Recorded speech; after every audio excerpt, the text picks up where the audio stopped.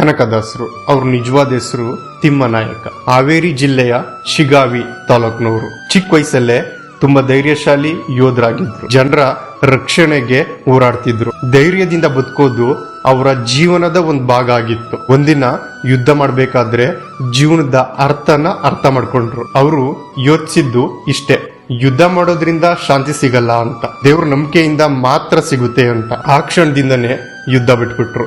ಭಕ್ತಿ ದಾರಿ ಹಿಡಿದ್ರು. ಶ್ರೀಕೃಷ್ಣನ ದೊಡ್ಡ ಭಕ್ತರು. ಒಮ್ಮೆ ಉಡುಪಿಗೆ ಹೋಗ್ತಾರೆ. ಕೀಳ್ ಜಾತಿ ಅಂತ ಅವ್ರಿಗೆ ದೇವಸ್ಥಾನದ ಒಳಕ್ಕೆ ಹೋಗಕ್ಕೆ ಅವಕಾಶ ಕೊಡಲ್ಲ. ಆದ್ರೂ ಹೊರಗಡೆ ನಿಂತ್ಕೊಂಡೆ ಭಕ್ತಿಯಿಂದ ಆಡಿದ್ರು. ಅವರ ಶುದ್ಧ ಭಕ್ತಿಗೆ ಮಾರುವುದ ಕೃಷ್ಣನೇ ತಿರುಗ್ಬಿಟ್ಟು ಅವ್ರ ಕಡೆ ಮುಖ ಮಾಡಿ ನಿಲ್ತಾನೆ. ಇದನ್ನೇ ಇವಾಗ್ಲೂ ಕನಕನ ಕಿಂಡಿ ಅಂತ ಕರೀತಾರೆ. ಕನಕದಾಸರು ಕವಿ, ತತ್ವಜ್ಞಾನಿ, ಆದ್ರೆ ಅದಕ್ಕಿಂತ ಮುಖ್ಯವಾಗಿ ಒಳ್ಳೆ ಮನಸ್ಸಿರೋ ವ್ಯಕ್ತಿ. ಅವ್ರು ಹೇಳಿದ್ದು ದೇವರು ದೇವಸ್ಥಾನದಲ್ಲಿರಲ್ಲ, ಭಕ್ತಿ ಮಾಡೋ ಹೃದಯದಲ್ಲಿರ್ತಾನೆ ಅಂತ. ಎಲ್ರಿಗೂ ಕನಕ ಜಯಂತಿಯ ಶುಭಾಶಯಗಳು.